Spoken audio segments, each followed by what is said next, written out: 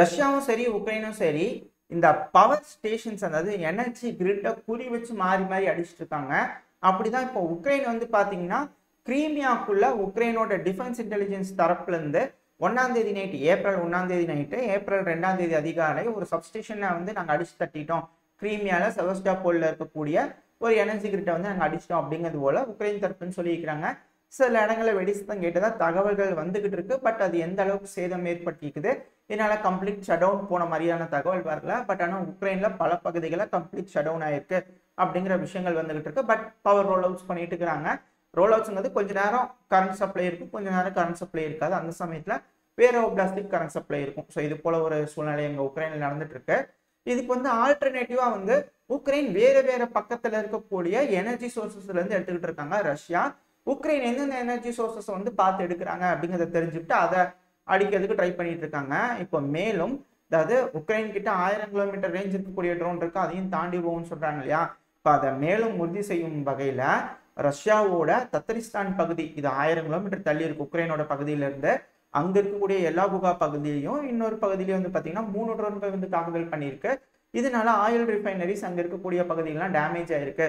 அதுவும் வீடியோ பதிவுகள்லாம் வந்திருக்கு, பார்க்கும்போது தெரியுது ட்ரோன் அப்படியே பறந்து போய் எக்ஸாக்டா அந்த ஆயில் ரிஃபைனரி பண்ணக்கூடிய இடத்துல போய் விழுந்திருக்கு அப்படிங்கிறது போல தகவல்கள் வந்துகிட்டு இருக்கு ரஷ்யாவோட லோக்கல் சோர்சஸ் தரப்புல இருந்து. அதே போல ரஷ்யாவும் இதே ஏப்ரல் 1ஆம் தேதி நைட்டு ஏப்ரல் 2ஆம் தேதி அதிகாலை உக்ரைனோட நேரப்படி உக்ரைன்ல இருக்கக்கூடிய கிரிவ்ரோகிராட் ஒப்லாஸ்ட் இருக்கு இல்லையா, அங்க இருக்கக்கூடிய ஒரு பவர் ஃபெசிலிட்டி மேல தாக்குதல் பண்ணிட்டாங்க. இதனால அங்க தீ பிடிச்சிருச்சு. இதனால அங்க இருக்கக்கூடிய பகுதியில கரண்ட் சப்ளை டிலே ஆயிருக்கு, தடங்கள் ஏற்பட்டிருக்கு அப்படிங்கிறது போல உக்ரைன் தரப்புன்னு சொல்லியிருக்காங்க. சோ இதுல இருந்து நம்மளுக்கு என்ன தெரியுது, இருதரப்புலையும் அவங்களோட எனர்ஜி இன்ஃப்ராஸ்ட்ரக்சர் மேல தாக்குதல் பண்ணிருக்காங்க. யார் முதல்ல இந்த எனர்ஜி இன்ஃப்ராஸ்ட்ரக்சரை கம்ப்ளீட்டா ஷட் டவுன் பண்ண போறாங்க அப்படிங்கறது இங்க ஒரு கேள்வியா இருக்கு. இது ரஷ்யா ஜெயிக்க போதா உக்ரைன் ஜெயிக்க போதா இந்த பவர் ஃபைட்ல அப்படிங்கிறத பொறுத்து இருந்து பார்ப்போம். இது போல பல முக்கியமான செய்திகள் தான் இந்த பதிவுல இருக்க போது. அனைவருக்கும் வணக்கம், நான் உங்கள் செந்தில், இது உங்கள் செந்தில் டிஃபென்ஸ். பதிவுக்குள்ள போறதுக்கு முன்னாடி நம்ம சேனலும் சப்ஸ்கிரைப் பண்ணலாம், மறக்காம சப்ஸ்கிரைப் பண்ணிட்டு கூடவே பக்கத்துல இருக்கிற பெல் ஐக்கான்ல ஆல் ஆப்ஷன் சூஸ் பண்ணிக்கோங்க. அப்பதான் நம்ம எப்போ பதிவுகளை போட்டாலும் உங்களுக்கு இன்ஸ்டன்ட் நோட்டிபிகேஷன் வரும். அது கூடவே நம்ம சேனலும் அடுத்த வளர்ச்சி அடைய உதவியா இருக்கும். எனக்கா இந்த உதவியை செய்வீங்க நம்பிக்கையில பதிவுக்குள்ள போயிடலாம். நம்ம எல்லாத்துக்குமே நல்லா தெரியும் வெனிசுவேலா கயானா. வெனிசுவேலா இந்த எஸ்கியூபா பகுதியை எப்போ வேணாலும் எடுத்துக்குவாங்க அப்படிங்கிறது போலதான் இருக்கு. ஏன்னா ரெஃபரண்டம்லாம் வச்சாங்க, வச்சதுக்கப்புறம் அந்த பகுதியை நம்ம எடுத்துக்கலாம் அப்படிங்கிறது போல வெயிட் பண்ணிட்டு இருக்கிறாங்க. இப்போ எப்போங்கிறதான் கேள்வி. ஆனா கயானா அதை விட்டு கொடுக்குற மாதிரி இல்லை. கயானாக்கு ஆதரவா யூகே வந்து அவங்களோட ஏர் கேரியர் எல்லாம் அனுப்பிச்சு வச்சிருந்தாங்க. சமீபத்தில் போரிஸ் ஜான்சன் அவர்கள் வெனிசுவேலாக்கெல்லாம் போயிட்டு வந்திருந்தாரு அப்படிங்கிற விஷயம்லாம் நம்ம பார்த்தோம், அதாவது அன்அஃபிஷியல் விசிட்டா. இது போல பல செய்திகள் பார்த்துருந்தோம். அதே டைம்ல இந்த கயானா வந்து இது போல மானிட்டர் பண்ணணும், ஏன்னா அது வந்து ஃபாரஸ்ட் ரீஜன். அந்த ஃபாரஸ்ட் ரீஜன் வந்து பாத்தீங்கன்னா சேஃப்டியா இருக்கணும், மானிட்டர் பண்ணுன்றதுக்காக டார்னியர் விமானத்தை நம்ம கிட்ட கேட்டிருந்தாங்க. இப்போதைக்கு அவங்க கிட்ட அந்த அளவுக்கு பணம் இல்லை அப்படிங்கிறதுனால நம்ம கடன் கொடுப்போம், அந்த கடன் வழியா அவங்க அந்த டார்னியர் 228 ரக விமானம் 2 வாங்கிக்கலாம். இப்போ அதை வந்து ஆர்டர் பண்ணியிருந்தாங்க, அந்த 2ஐயும் நம்ம டெலிவரி பண்ணிட்டோம் கயானாக்கு அப்படிங்கிறத சொல்லப்பட்டு வருது. இதனால அவங்க மானிட்டரிங் மிஷனுக்கு அது ரொம்ப பயனுள்ளதா இருக்கும் அப்படிங்கிறத கயானா தரப்புன்னு சொல்லிட்டு இருக்காங்க. இப்போ இதே போல அர்மேனியா வந்து பாத்தீங்கன்னா பினாக்கா ராக்கெட்ஸை, நம்மளோட பினாக்கா ராக்கெட்ஸை அதிகமாக பயன்படுத்திட்டு இருக்காங்க. அப்படி இருக்கும்போது நம்மளோட பினாக்கா ராக்கெட்ஸோட 3 வேரியண்ட்டையும் வந்து வேணும் அப்படிங்கிறது போல அடிஷனலா ஆர்டர் கொடுத்துருக்காங்க அப்படிங்கிறது போல சொல்லப்பட்டு வருது. 3 வேரியன்ட்னா ஒன்று ஷார்ட் ரேஞ்சு, இன்னொன்று லாங் ரேஞ்சு, இன்னொன்று வந்து பார்த்தீங்கன்னா கைடன்ஸ் சிஸ்டம் இருக்கக்கூடிய வெரைட்டியான ஒரு மிசைல். ஸோ இந்த பினாக்கா ராக்கெட்ஸ்லாம் அர்மேனியாவுக்கு கிடைச்சிச்சு அப்படின்னா அசர்பைஜான் ஒரு வேளை பிரச்சனை பண்ணும் அப்படின்ற ஒரு பட்சத்தில் அர்மேனியா தற்காத்துக்கிறதுக்காக இது அதிக அளவில் உதவியா இருக்கும் அப்படிங்கிற சொல்லப்பட்டு வருது. அப்படி எந்த அளவுக்கான டீல் வந்து இருதரப்புலையும் கையெழுத்தாயிருக்கு அப்படின்னு கேட்டீங்கன்னா 265 மில்லியன் அமெரிக்க டாலர் அளவுக்கான டீல் வந்து கையெழுத்தாயிருக்கு அப்படிங்கிறத சொல்லப்பட்டு வருது. இது நம்ம நாட்டோட ஆர்ம்ஸ் எக்ஸ்போர்ட்டை வந்து அடுத்தடுத்த கட்டத்துக்கு வளர்ச்சி அடைய வச்சுக்கிட்டே இருக்கு.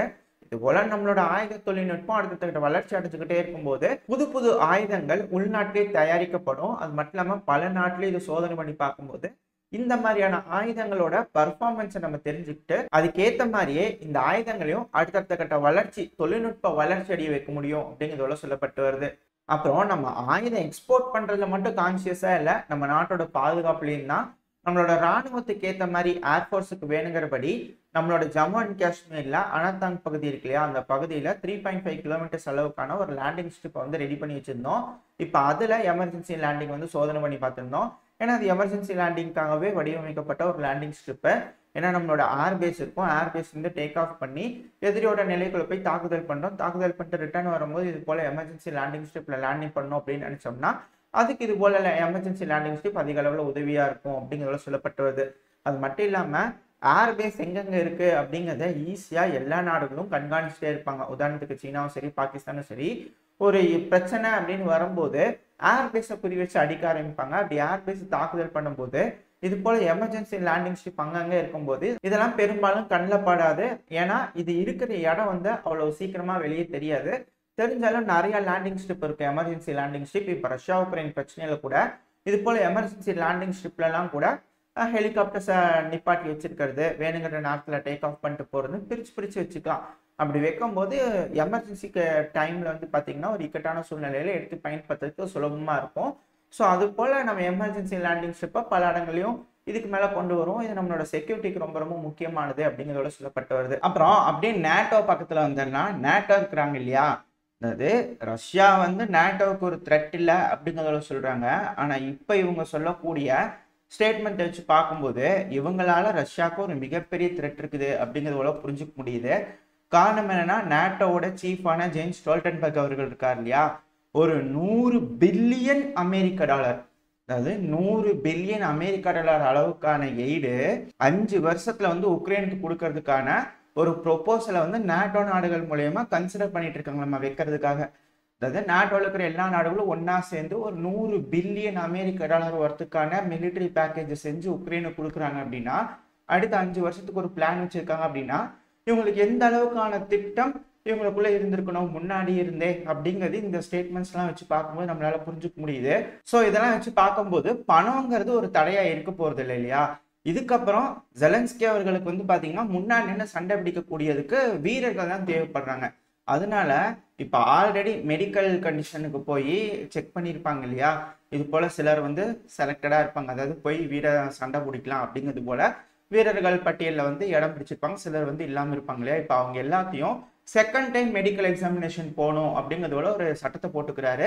இந்த சட்டத்து மூலயமா கொஞ்சம் கை கால் ஊனமா இருக்கிறவங்க, இது போல முடியாது அப்படின்னு முன்னாடி சொன்னவங்களை கூட இப்போ திரும்பவும் அந்த மெடிக்கல் எக்ஸாமினேஷன் பண்ணி அது மூலயமா மிலிட்டரிக்கு வந்து மொபைலைஸ் பண்ணுவாங்க அப்படிங்கிறது போலாம் சொல்லப்பட்டு வருது.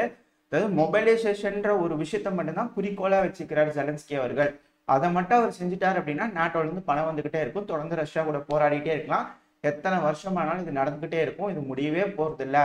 இந்த மாறி மாறி உக்ரைன் ரஷ்யாவோட எனர்ஜி கிட்ட அடிக்கிறதும் ரஷ்யா உக்ரைனோட எனர்ஜி கிட்ட அடிக்கிறதும் தொடர்கதையா இருந்துகிட்டே தான் இருக்க போகுது. இதனால இதுக்கப்புறம் மக்கள் உக்ரைன்ல மக்கள் அப்படிங்கிறது இருப்பாங்களா அப்படின்ற ஒரு சந்தேகம் இருக்கு. இதுக்கு மேல எல்லாமே போர் வீரர்கள் தான் அப்படிங்கிறது போலதான் இந்த ஸ்டேட்மெண்ட்ஸை வச்சு பார்க்கும்போது புரிஞ்சுக்க முடியுது. இதோட இந்த பதிவை நம்ம முடிச்சுக்குவோம். இந்த பதிவு எப்படி இருந்துச்சு, உங்களுக்கு பிடிச்சிருக்கா? பிடிச்சுனா லைக் பண்ணிட்டு உங்க ஃப்ரெண்ட்ஸ் அண்ட் ஃபேமிலியோட ஷேர் பண்ணிக்கோங்க. அது கூடவே மறக்காம இந்த பதிவு எப்படி இருந்துச்சு அப்படின்னு உங்களோட கருத்துக்களை கமெண்ட் செக்ஷன்ல சொல்லுங்க. இந்த பதிவு நல்லா இருக்கணும்னு நம்பிக்கையில் அடுத்த பதிவில் உங்களை சந்திக்கிறேன். அது வரைக்கும் ஸ்டே சேஃப், பை பை.